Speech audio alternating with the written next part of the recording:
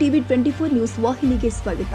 ಸಿರುಗುಪ್ಪ ನಗರದ ದೇಶನೂರು ರಸ್ತೆಯಲ್ಲಿ ಇರುವಂತಹ ಶ್ರೀ ಕಾಳಿಕಾ ಕಮಟೇಶ್ವರ ದೇವಸ್ಥಾನದಲ್ಲಿ ಜಿಲ್ಲಾ ಮತ್ತು ತಾಲೂಕು ಪಂಚಾಯಿತಿ, ತಾಲೂಕು ಆಡಳಿತ ಹಾಗೂ ತಾಲೂಕು ಹಿಂದುಳಿದ ವರ್ಗಗಳ ಸಹಯೋಗದಲ್ಲಿ ನಡೆದಂತಹ ಶ್ರೀ ವಿಶ್ವಕರ್ಮ ಜಯಂತ್ಯೋತ್ಸವ ಕಾರ್ಯಕ್ರಮವನ್ನ ಭಾವಚಿತ್ರಕ್ಕೆ ಪೂಜೆ ಸಲ್ಲಿಸುವ ಮೂಲಕ ತಹಶೀಲ್ದಾರ್ ಎಚ್ ವಿಶ್ವನಾಥ್ ಅವರು ಉದ್ಘಾಟಿಸಿದರು. ನಂತರ ಮಾತನಾಡಿ, ಕಥಾ ಪುರಾಣಗಳಲ್ಲಿ ತಿಳಿದು ಬಂದಂತೆ ಪಂಚಕರ್ಮಯೋಗಿಯಾಗಿದ್ದಾರೆ. ಎಲ್ಲ ಜನಾಂಗದವರ ಮನೆಗಳಿಗೆ ಬೇಕಾದ ಬಾಗಿಲು, ಕಿಟಕಿ ಇನ್ನಿತರ ಪೀಠೋಪಕರಣಗಳನ್ನ ಪೂರೈಸುವ ಸಮುದಾಯದ ಕುಲದೇವರಾಗಿದ್ದು, ನಾವೆಲ್ಲ ಅವರ ತತ್ವಾದರ್ಶವನ್ನ ಮೈಗೂಡಿಸಿಕೊಳ್ಳಬೇಕು ಎಂದರು. ಕಾಂಗ್ರೆಸ್ ಪಕ್ಷದ ಹಿರಿಯ ಮುಖಂಡ ಬಿಎಂ ಸತೀಶ್ ಅವರು ಮಾತನಾಡಿ, ಅಂದಿನ ಕಾಲದಲ್ಲಿ ಎಲ್ಲ ಜನಾಂಗದವರು ಸಮಾಜದಲ್ಲಿನ ಅವಶ್ಯಕತೆಗಳನ್ನ ಪೂರೈಸುವ ತಮ್ಮ ವೃತ್ತಿಗಳಿಂದ ಬಿಂಬಿಸಿಕೊಂಡಿದ್ರು ಕೂಡ ಶಾಂತಿ ಸಹಬಾಳ್ವೆಗೆ ಹೆಸರುವಾಸಿಯಾಗಿದ್ರು. ನಾವು ಕೂಡ ಇಂದಿನ ನಮ್ಮ ಜೀವನದಲ್ಲಿ ಹಿರಿಯರ ಮಾರ್ಗದರ್ಶನದಲ್ಲಿ ನಡೆದುಕೊಂಡು ಹೋಗೋದ್ರೊಂದಿಗೆ ಶಾಂತಿ ಸಾಮರಸ್ಯದಿಂದ ಬಾಳೋಣ ಎಂದರು. ರಾಜಬೀದಿಯಲ್ಲಿ ಶ್ರೀ ವಿಶ್ವಕರ್ಮ ಅವರ ಬೃಹತ್ ಭಾವಚಿತ್ರದ ಮೆರವಣಿಗೆ ಜರುಗಿದೆ. ಈ ನಮ್ಮ ವಿಶ್ವಕರ್ಮ ಮಹರ್ಷಿ ಬಗ್ಗೆ ಹೇಳ್ಬೇಕಂದ್ರೆ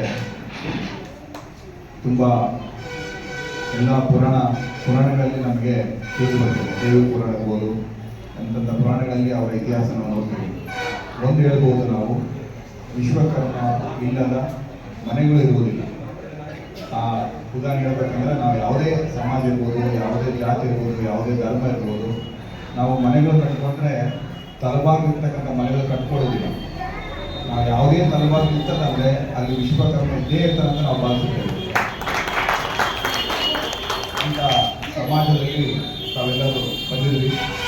ನಾನು ಹಲವಾರು ಬಾರಿ ಬೇರೆ ಬೇರೆ ತಾಲೂಕಿನ ವಿಶ್ವಕರ್ಮ ಜಯಂತ್ಯೋತ್ಸವ ಕಾರ್ಯಕ್ರಮ ಪಾಲ್ಗೊಂಡಿದ್ದೀನಿ. ಆದರೆ ನಮ್ಮ ಸಿರುಗುಪ್ಪದಲ್ಲಿ ಮತ್ತು ಈಗ ನಾವು ಹೊಸಪೇಟೆಯಲ್ಲಿ ಕೂಡ ಆಚರಣೆ ಮಾಡಿದ್ದೀವಿ. ಅತ್ಯಂತ ಸಂಭ್ರಮ ಅಂದರೆ ಸರ್ಕಾರದ ಜಯಂತ್ಯೋತ್ಸವ ಒಂದು ಕಾರ್ಯಕ್ರಮ ಅರ್ಥಪೂರ್ಣವಾಗಬೇಕು. ಆ ಮಹನೀಯರ ಸಂದೇಶಗಳನ್ನು, ಅವರ ಆಶೀರ್ವಾದಗಳನ್ನು ಪಡೆದು ನಮ್ಮ ಪೀಳಿಗೆಗೆ ಅಂದರೆ ನಮ್ಮ ಮಕ್ಕಳಿಗೆ ಬಿಟ್ಕೊಡಬೇಕು. ಅತ್ಯಂತ ಪೂಜಾ ಕಾರ್ಯಕ್ರಮಗಳಿಗೆ ಶ್ರೇಷ್ಠವಾಗಿ ಆ ಸ್ವಾಮಿಗಳಿಗೆ ಶ್ರೇಷ್ಠವಾಗಿ ಗೌರವವನ್ನು ಕೊಡ್ತಾ ಇದ್ದೀವಿ. ನಮಗೆಲ್ಲರಿಗೂ ನಾವು ತಾಲೂಕು ಆಡಳಿತ ಪರವಾಗಿ ಆಭಾರಿಯಾಗಿದ್ದೇವೆ. ಈ ಸಂದರ್ಭದಲ್ಲಿ ನಾವು ಸುಮ್ಮನೆ ಮೆರವಣಿಗೆ ಮಾಡಿ ಬಿಸಿಲಲ್ಲಿ ಸುಮ್ಮನೆ ನಾವು ಅದು ಹಾಕಿ ಇದು ಹಾಕಿ ಮಾಡಿ ಇದು ಮಾಡೋದಲ್ಲ. ಈ ದೇವ ಮುಂದೆ ನಾವು ಆಶೀರ್ವಾದ ಪಡೆದು ಆ ಜಯಂತ್ಯೋತ್ಸವ ಅರ್ಥಪೂರ್ಣ ಆಚರಣೆ ಮಾಡಿದ್ದೀವಿ.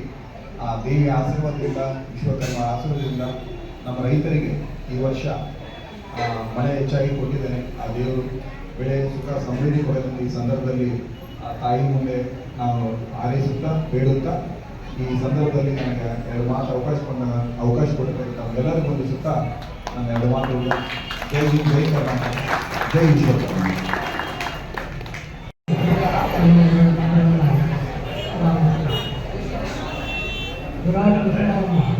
ಇಡೀ ವಿಶ್ವಕ್ಕೆ ಬೇಕಾಗಿರ್ತಕ್ಕಂಥ ಮಹಾನ್ ವ್ಯಕ್ತಿ. ಅಂದರೆ ಮನೋಮಯ ಶಕ್ತಿ ದೈವಕ್ಕೆ ಇರ್ತಕ್ಕಂಥ ಪಂಚ ಋಷಿಗಳಿಗಳ ಒಂದು ಆಶೀರ್ವಾದ ಮತ್ತು ಕಟಾಕ್ಷೆ ನಮ್ಮ ಜನಾಂಗಕ್ಕೆ ಇದೆ. ನಾವು ಏನೇ ವಸ್ತುಗಳನ್ನು ತಯಾರು ಮಾಡುವ ಅವರು ವಿಶ್ವಕ್ಕೆ ಬೇಕಾಗಿರ್ತಕ್ಕಂಥ, ವಿಶ್ವಕ್ಕೆ ಮಾನ್ಯವಾಗಿರ್ತಕ್ಕಂಥ ಅವರು ವಸ್ತುಗಳಾಗಿರ್ತವೆ. ಎಲ್ಲ ಸಮಾಜಗಳು, ಎಲ್ಲ ವ್ಯಕ್ತಿಗಳಿಗೂ ಉದ್ದೇಶಿಸಿಕೊಂಡಿರ್ತಾರೆ. ಕಾರಣ ಈ ವಿಶ್ವಕರ್ಮ ವಿಶ್ವಕರ್ಮನ ಒಂದು ದಿನಾಚರಣೆಯನ್ನು